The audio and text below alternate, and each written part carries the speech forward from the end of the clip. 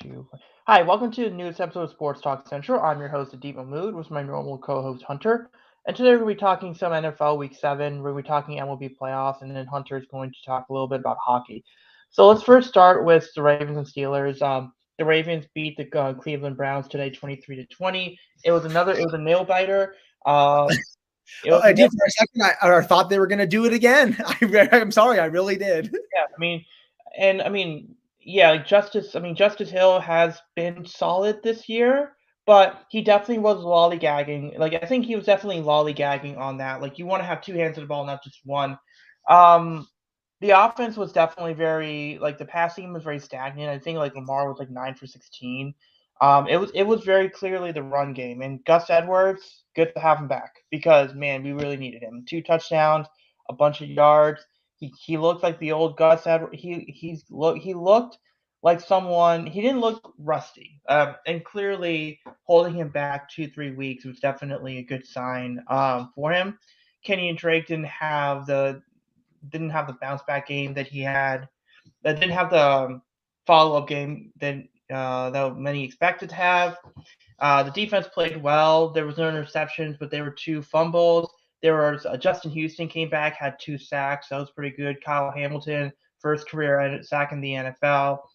2 forced fumbles. No, yeah, 2 forced fumbles. One was recovered by Cleveland, and the other one was the game-ending one by Geno Stone. So the team, they got the turnovers when they needed. Special teams did a really good job. Duvernay was the punt return was solid. The block punt by Malik Harrison was great. There were some questionable penalties. I mean, there was the offensive pass interference. Granted, Amari Cooper didn't really have to do pass interference. Didn't have to extend his arms. He had him beat the whole way. Yeah, and then Gene Sarator kind of explained that penalty. I was so lost listening to the explanation. I'm like, Gene, I'm still not seeing the false start there. I felt like it should have been offsides, but I don't know. Remember, I want to say it was the Cowboys 49ers game in the playoffs last year. Was it that playoff game where there was that whole thing of like the Cowboys center committed a penalty? I can't remember which game it was. Do you know what I'm talking about? I can't remember which one. I don't remember that, to be honest. Yeah, because I know it was like a Cowboys game, and then there's like the center committed a penalty or something like that, and like it was a really bad penalty, but it turns out it was just like a flinch or something. That was a really weird one. It definitely, and then Mark Andrews, surprisingly, no receptions, no catches, no yards. I don't know how that happens and you still win that game. That's crazy to me because he's awesome. And indeed, it's National Tight Ends Day. Yeah. So that was a little weird. They were lucky to come out. That was a win. I mean, a win's a win. You're 4-3. You're still 2-0 in the division. You're on good footing. I mean, are there things you got to work on? Absolutely. But you take the win as you can, especially with the way that they've blown leads in the past few this season. The fact that they didn't blow this lead and actually had several key plays, it's still a good sign. And then it's just preparing for the Buccaneers on Thursday. And I do want to talk a little bit about some of the transactions they made, but what were your thoughts on this game?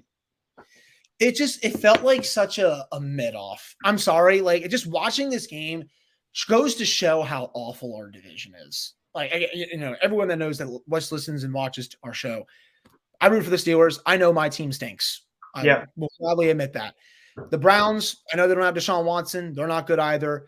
I know the Bengals beat up on the Falcons today. My dog is having fun behind me here. But the Falcons are okay, but the Bengals haven't really been that impressive this year. Falcons almost made a comeback. Falcons almost were in a position to make a comeback. They were only down by 11. Didn't they lose like 35-17? No, but it was like 28-17 at one point. So if they were able to score on one of their first drives in the second half and make it 28-24 or 28-20, then there could have been a game right there. But yeah, like that one moment kind of went the other direction, and then the Bengals were able to rout at that point. I mean, Joe Burrow whooped them today. I guess,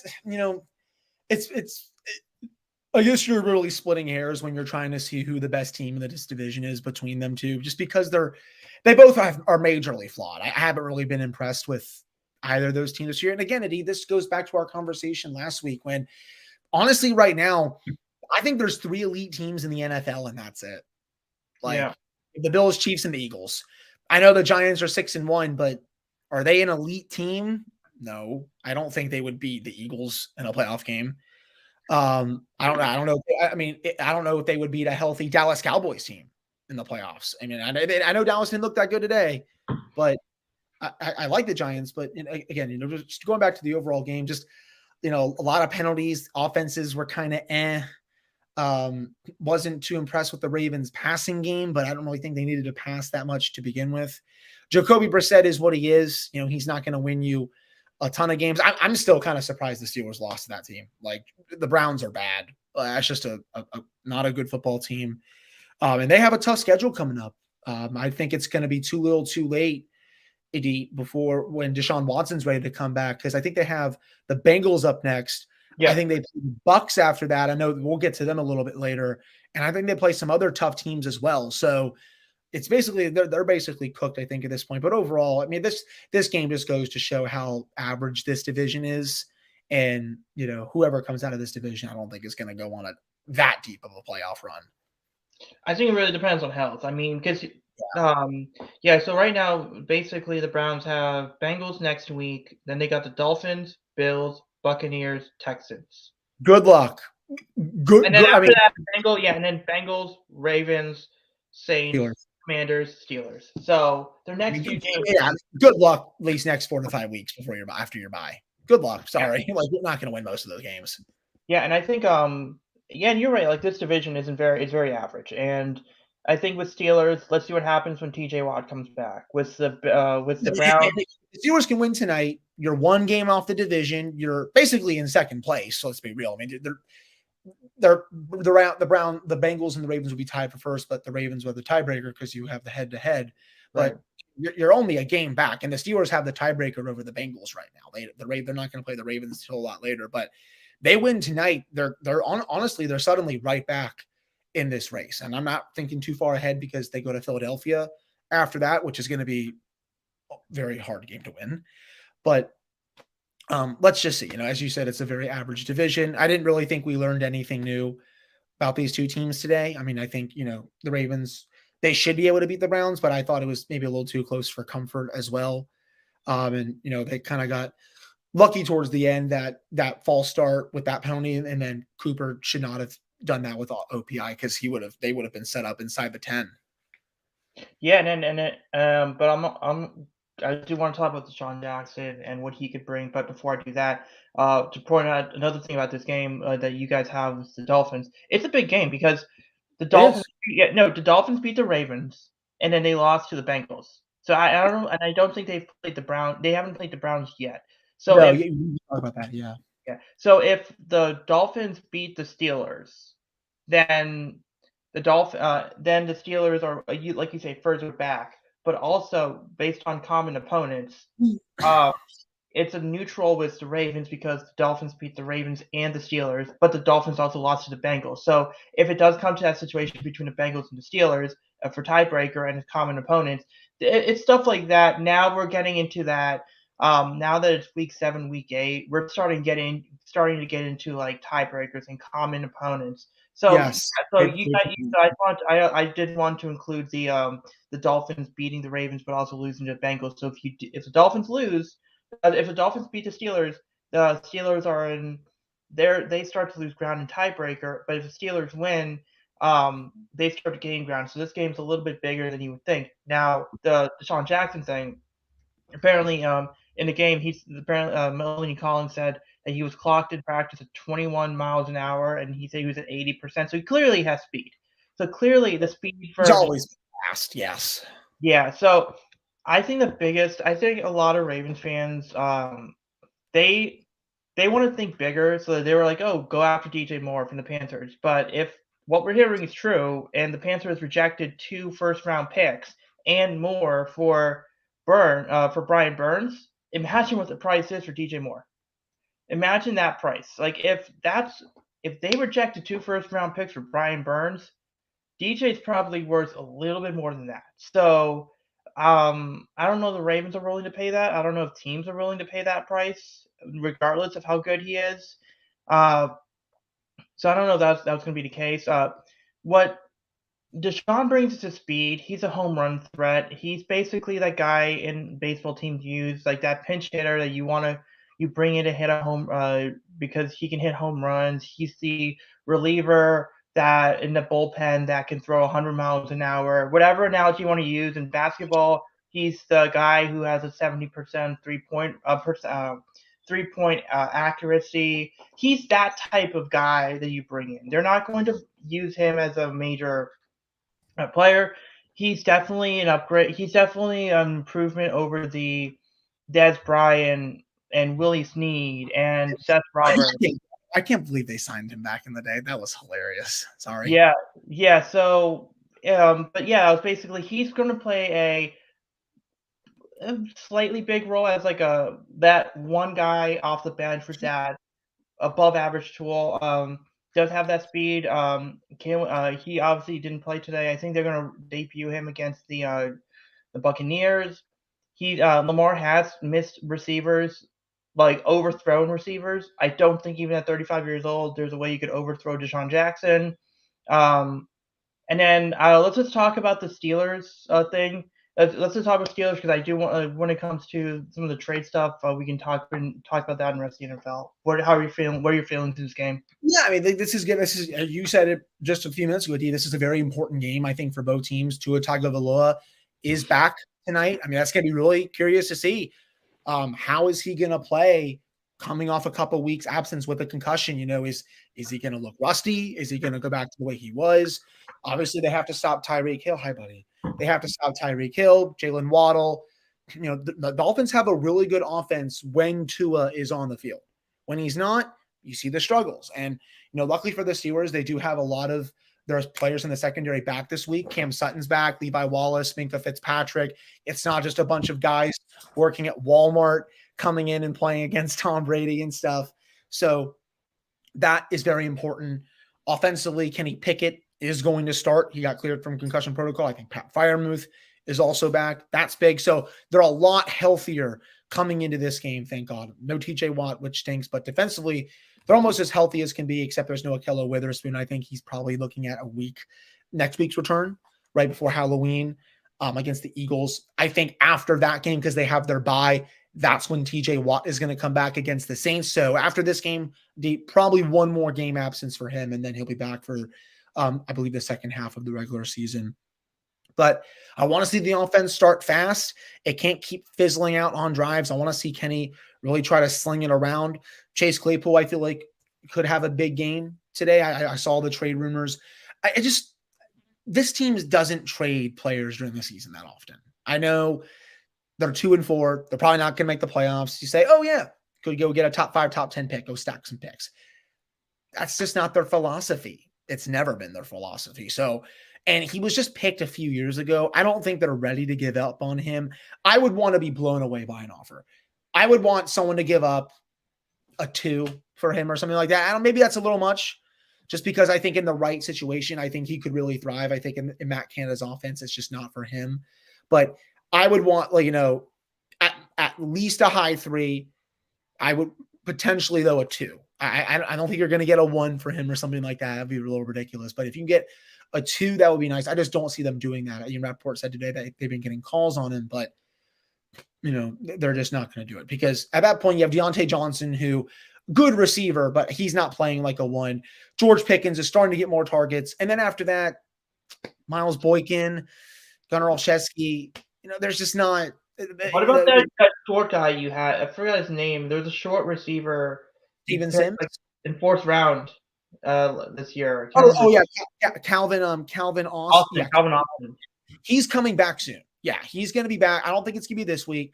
I think it's next week or after the bye he's going to be back. So they're going to get a look at him. I just don't see the need to trade Claypool. I just think it makes little to no sense in every regard. But this will be a big game for Pittsburgh. It's a big test. Again, if you can get to 3-4 and be at worst 3-5 going into the bye, because you have the Saints after that, who have not been good this season, your second half of the schedule tones it down a bit after this brutal stretch. there'll be an opportunity with getting Watt back to maybe make a little bit of noise, maybe not enough to make the playoffs, but enough to maybe make it interesting. So these next couple of weeks, especially tonight against, I think, a team that's more winnable than the Eagles, definitely an opportunity for the Steelers. Yeah, and I think you're right with the because obviously it was Claypool. I mean, there's just so many receivers available for trade. I just can't imagine Claypool being floated as one of them. Now, I do want to bring up the Dolphins for 1 second here. I mean, you're right. The key is the run game and make sure you score points. The Dolphins have speed on the outside with Hill and Waddle.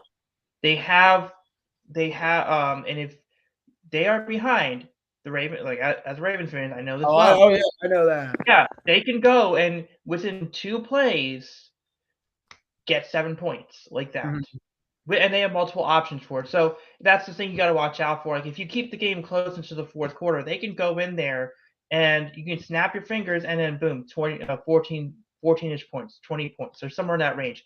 That could happen. So you have to put yourself in a situation where that doesn't happen. But the other thing with the Dolphins is you're right. Like you brought up a really good point. They start off the season really well, then Tua got hurt, and then they struggled. So I think this is a big game for the Dolphins because they're 3-3. So if they go 3-4, that now they have to kind of pick up their momentum that they lost from a few weeks ago. So if they win, they can kind of regain that momentum, and then this was a team that beat the Bills at home. Like that was a big win for them when they were clicking on all cylinders. And you said it best, you were up 35-14 on them going into the fourth quarter. Everyone thought the game was over. Nope, they just come storming back with big play after big play. So I think that's going to be a big key for the Steelers to win this game tonight. Minimizing the big play. Don't give up the chunks. You got to contain Tua in the pocket because he can run as well. But, stopping Tyreek Hill, I think, is their biggest priority. It should be their biggest priority. Yeah. And then we're going to talk a little bit about the rest of the NFL. I do want to bring up a few teams that have been disappointing. The Buccaneers they don't look good in the last couple of weeks. They lost today to the Panthers. It's gonna be really interesting to see what that team looks like for the next few weeks. We know that Brady has his own problems, but I think on the field, I mean, I think I said it last week where it's like Tom Brady's entering the Drew Brees era of his career, where Drew was productive. He was productive, but you could definitely tell the tires were wearing off. Drew Brees, and then you saw by the end that he needed to retire. And I think Brady, as great as he's been, you're starting to see a little bit of that, and it's just starting now this year. So we'll see how long he plays. That's a team that is a little disappointing. It's a bad team, man. That offense is a disaster. Like you're scoring 18 points against a bunch of Walmart practice squad guys on the Steelers defense. Kevin, Chris Godwin, you got a bunch of players there. You got Brady. I mean, you should be able. And then you're scoring 3 on the Panthers, who just fired their head coach, and who just traded Christian McCaffrey and Robbie Anderson. Bad vibes. And then the quarterback the Panthers started today. Was he in an XFL or a couple years ago? DJ Walker.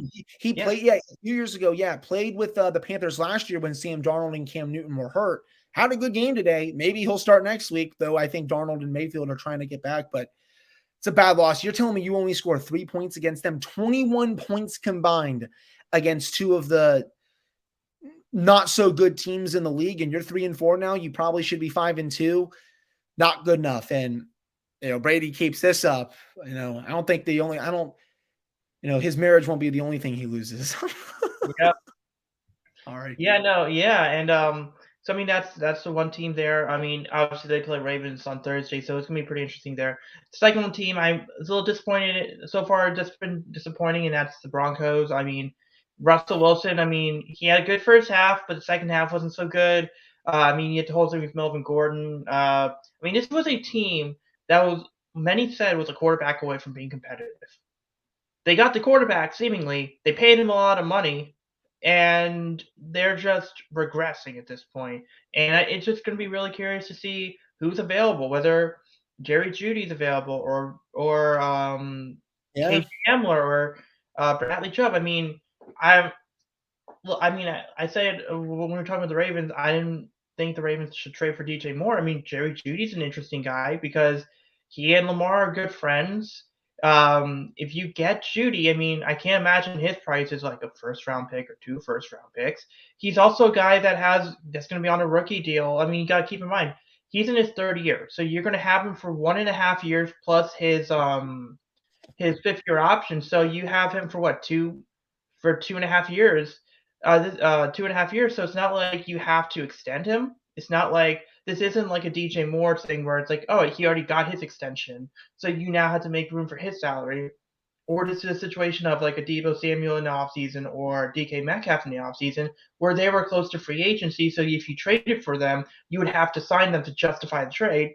This is a guy that you can wait. And if you trade for him, this is for any team. If you trade for a Jerry Judy, the guy was a first round pick for a reason. His route running is good. He went to Alabama. Now, you have him for 1.5 years, maybe 2.5 years, and let him walk if you want to. And so I could see him being guy that gets moved. KJ Hamler, I think, is more realistically that he will get moved. Someone like him.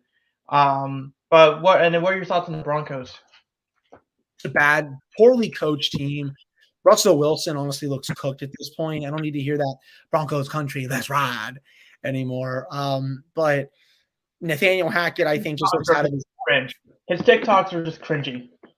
Everything anytime he says it, it's just cringe. I think he retired it at this point. But Nathaniel Hackett honestly looks out of his depth. I don't think he has what it takes to be a full-time NFL coach in this league. The play calling leaves a lot to be desired. Russell Wilson has not been good. Not as nearly as good as he was in Seattle. Obviously, I know they've had some injuries at running back. Javonte Williams is banged up. I think he's out for the year almost. Melvin Gordon, problems with some fumbles. I think he's been benched at times. Bad vibes out there. And they usually have a pretty good defense. And this was a team that many expected to contend for not just the AFC West this year, but for a Super Bowl. So Javonte Williams out for the year, torn ACL. So yeah, he's out. Right. Yeah. I knew he was out for a while, just forgot that it was a full year. But yeah, just a really piss poor season from them. They look to be going nowhere fast. And Russ, I think, has a hamstring injury right now that could keep him out for more than just one game. I will say another team that's been disappointing for me, the Green Bay Packers. What's going on up there? I know Aaron Rodgers is probably not thrilled about that, but I think you're seeing Matt LaFleur being exposed as kind of an overrated coach. You have all that regular season success, but he hasn't really done anything in the playoffs. And now when he doesn't have the regular season success, what is he? You're losing back-to-back. You're losing 3 games in a row basically to the Giants, the Jets, and the Commanders. I know the Giants are 6-1. Don't get me wrong. It's a good team. But the Jets more improved, but I think Aaron Rodgers should be able to beat them at home. And then the Commanders with Taylor Heineke starting, I think, something's got to change up there because they're definitely on fraud watch right now, along with the Bucs. So those are the 2 main teams that I'm definitely concerned about right now with the NFL. And again, this just goes to show there's really 3 elite teams in the NFL right now. Everyone else is good to below average. I think that's how I see it. Add the Raiders to that conversation. They're 1-4 right now. They're losing to the Texans 7-3. I mean, Josh McDaniels wasn't exactly a great coach with the Broncos, and he looks like he's not a good coach here. And then the Saints, I mean, Dennis Allen as a head coach, he hasn't been solid as a head coach. And for everyone saying that the Saints, like, well, the cap is cap and everything else. I mean, they have no first round pick. They got no they're $50 million over the salary cap. They don't really, and they don't have a quarterback. They don't have a quarterback. Their defense is fine, but not great. I mean, and you got no first round picks. And let's be honest, like, do you think Michael Thomas or Alvin Kamara, 1 or 2 of those guys are going to be traded next year, after the season? They might. I mean, I know a few Saints fans actually that are not happy with Dennis Allen. Like, they think he's a good defensive coordinator, but not a good head coach. And you're seeing that. I mean, it stinks that Jameis Winston's been hurt, but Andy Dalton's not your answer. I think it's time for them to invest in a quarterback. I mean, Ian Book. Who is the heir apparent on that roster? Nobody. Ian Book, maybe, but no, not Ian Book. But I'm not saying, like, I know they drafted him, but wasn't very good. I mean, it's hard going from Drew Brees to this. I understand that because now you're in quarterback purgatory, I think is the word that people use for it. but they got to figure out what direction they want to go in. Is this Yeah, the team to compete?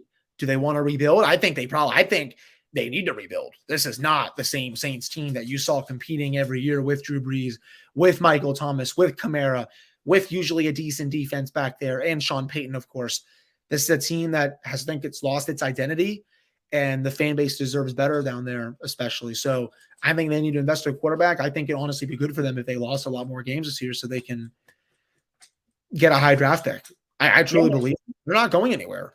yeah. And then you think about it, right? It's like you would think that, oh, they need a quarterback, right? And they're going to lose. Like, okay, great, you're in a position for a top 5 pick. That's great. Oh, by the way, you just traded over. I think this season, this offseason, yeah, you traded your next year's first round pick to the Eagles for John. No, sorry, you traded. No, I think it was like yeah, you traded your first round pick next for this upcoming draft to the Eagles. So the Eagles might have a top 5 pick because the Saints are bad, and the Saints could probably use that pick for C.J. Stroud or Bryce Young. I mean, look, they might be in a position of settling for a Hendon Hooker, which could be good, which could be a good fit for them, or a Levis, or like one of those guys. So you're right. Like the Saints have kind of screwed themselves over, and they're in a tough place, and we'll see what they do there. Yeah, I mentioned Vegas. We talked about the Packers. So I think that's let's just talk about the MLB playoffs. So obviously we have 2 games. So obviously right now we have the Houston Astros are winning 3-0. So 3 games to nothing to over the Yankees in the ALCS. Game 4 is gonna be today on TBS around 7:07, and then you got the Phillies with a 3-1 lead over the Padres. It's bottom of the seventh in game 5, and Padres are up 3-2, bottom of the seventh, no outs. And this is in Philadelphia. What are your thoughts on the championship series so far? I mean, they just kind of been duds, right? I feel like both of them um, have been, to be honest. I mean, the Astros, we all know that they're, I think, the better team at this point than the Yankees. I didn't think it would be this bad. It obviously stinks that the Yankees are probably going to bow out here sooner rather than later. But the Phillies, they are just taking it to the Padres. I did not expect that at all. And I think indeed we're closing in on a Phillies Astros World Series for as good as the Third Phillies have been. Astros NL East World Series pairing in the last 5-6 years, potentially. That's crazy to think about.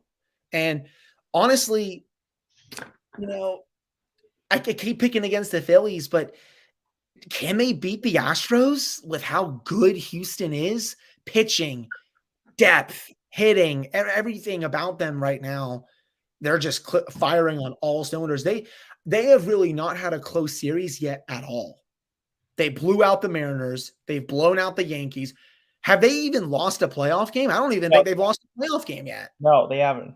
And the Phillies, for as good as they've been, they're going to give Houston a fight if this is the World Series. But man, I just don't see a way the Phillies. That's going to make me old takes exposed, probably. I just don't see a way the Phillies beat them 4 out of 7 times with the pitching that the Astros can roll out there. It's just, that would be, I think, really tough. And for God's sake, man, I mean, am I going to have to really root for the freaking Astros here? Is that what the world's coming down to for me? Man, like, ugh. Yeah, no, nasty. I look, it's very clear. I mean, it's very. I know. The guy from the Guardians does that little does the little rocking celebration where he had that home run against the Yankees, and then the Yankee fans in Game 5 basically went to the Guardians and said, "Who's your daddy?" Well, here's the thing: by beating the Guardians, their daddy came to town. Their daddy came to town, and their daddy really wanted to spank him. And the Astros just absolutely dominated. And like, I mean, are you going to argue with that one?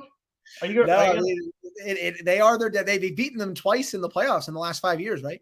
Yeah, and in the regular season, it really hasn't been close. And look, that's the thing. Like the to me, the Astros versus the Yankees thing.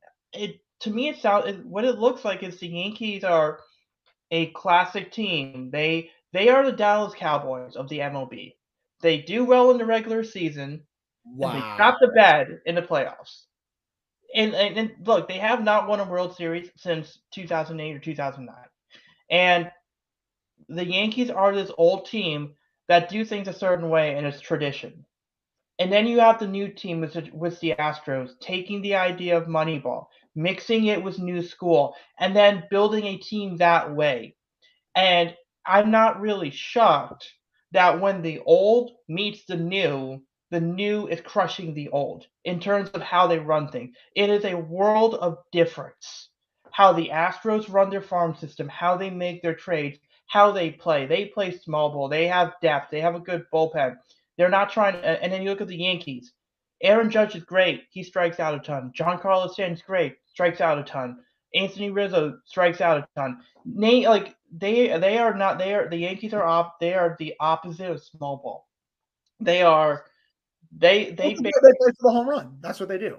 yeah, like and it's biting them in the butt. And then when they play against other teams, it's great.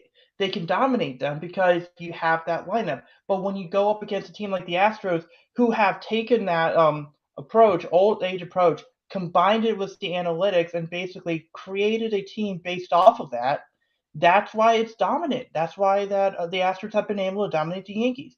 Now, I think I texted you that the ALCS was a dud. The NLCS has been better, but but I mean the Phillies are just like we always have these teams of destiny in the postseason. Like last year, And they sure look like it. Sorry to interrupt you there, yeah, but they do look like the team of destiny. Keep going, though. yeah. No, so you're right, and it is they are the team of that. Phillies do look like the team of destiny, um, and look, I think I would rather have the Padres beat the Phillies, but 3-1 is tough. It's tough. Me It's too. it's tough. It's doable, but it's tough. So it's gonna be so it's gonna be interesting to see Phillies if it is Phillies versus Astros. Houston. That's good. I mean, I think the Astros win that series. I think that team is just too playoff. That team is just way too much playoff tested, and the depth and everything. And the Phillies are there. They need a little bit more time. Um, but they're a team to look out for. And I'm not saying I'm not. Look, I mean they're a team to look out for, and it's going to be pretty interesting. And especially with especially if the Yankees lose. I mean, what's going to happen there? Is Aaron Boone going to stick around? Is Aaron Judge going to go to another team? Um, but yeah, it's gonna be going. It's gonna be interesting there. And then also we do have other news as well. We have the Rangers hiring Bruce Bochy as the manager. What are your Yeah. thoughts on? Wait, did I miss that? That I was like miss yeah, that was probably a day or two ago that they announced Bruce Bochy is now the manager of the Rangers. the former San Francisco Giants Yes, manager is going to manage the Texas Rangers? Wow. yes. I thought he retired. He retired because I think he was like too old school. But apparently, the new GM of the Rangers was a guy that actually was pitched for him or something like that. And I guess that they're trying to do the what the Mets did with bringing Buck Showalter and the White Interesting. Sox I thing. mean, And he's a good manager, but is he going to adapt to where the game is going now? I think is the big question. yeah, that's gonna be look.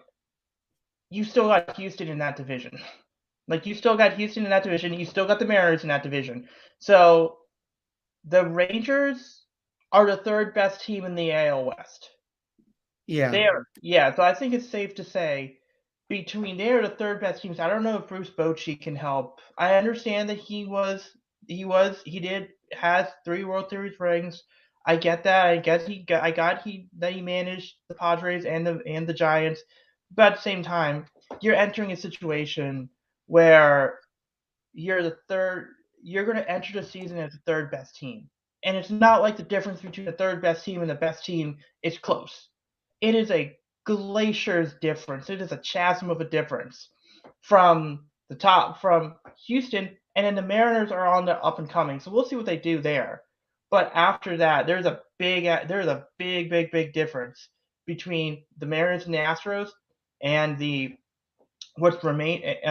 Rangers, the Oakland A's, and the Angels. And even then with the Angels, does Otani stick around after this year? Does Trout at some point shed the nice guy image and say, I'm sick of this. I'm sick of being in this situation trade me to a team that I have a chance to win a postseason, because it's a dang shame that we haven't seen Otani and Trout in the postseason. Oh man, it really is. Yeah, so we'll end the show. We're not talking college football because Virginia Tech didn't play and there really wasn't a lot there. So we're gonna end the show with hockey. Hunter, hockey NHL started. What were your Yeah, thoughts? it's been great so far. The first couple weeks of the season, my Penguins are off to a 4-0-1 start, so it's been really nice to watch them, beating up on some teams even after some slow starts. The coverage is again on ESPN and Turner Sports this season. The Cup contenders, I would say, the Avalanche, as they're trying to repeat. Tampa Bay is still really good. The Carolina Hurricanes are going to be good. The New York Rangers, Edmonton Oilers, Calgary Flames, any of those teams, and I would probably include Pittsburgh in there as well. I think the league, it's more skillful than ever before, and you can't really make too many observations from the first week or two of the regular season, but you have seen some teams off to good starts again, like a Pittsburgh, even Philadelphia, who a lot of people, myself included, expected to be bad. They're off to a really good start, but it's early. I'm just glad that the sport is back. And funny enough, we actually just had our 21st annual overall sports equinox on Thursday. NFL, MLB, NBA, and the NHL were all on the same day for the first time in about a year. And it was only the 21st time that's ever happened in the history of all the sports. So hopefully we'll get that at some point again, either this year or later on in the future. But I think that's really all I have to say about that. All right, so we'll end the show there. We'll see you guys next week. Either Saturday or Sunday, and we're going to be talking about Week 8 of the NFL, the MLB World Series, because the matchups at that point will be there, and then college football as well. And then we'll end the show again with hockey because it is hockey season right now. Yeah, we'll do all that next week. Talk to you all then.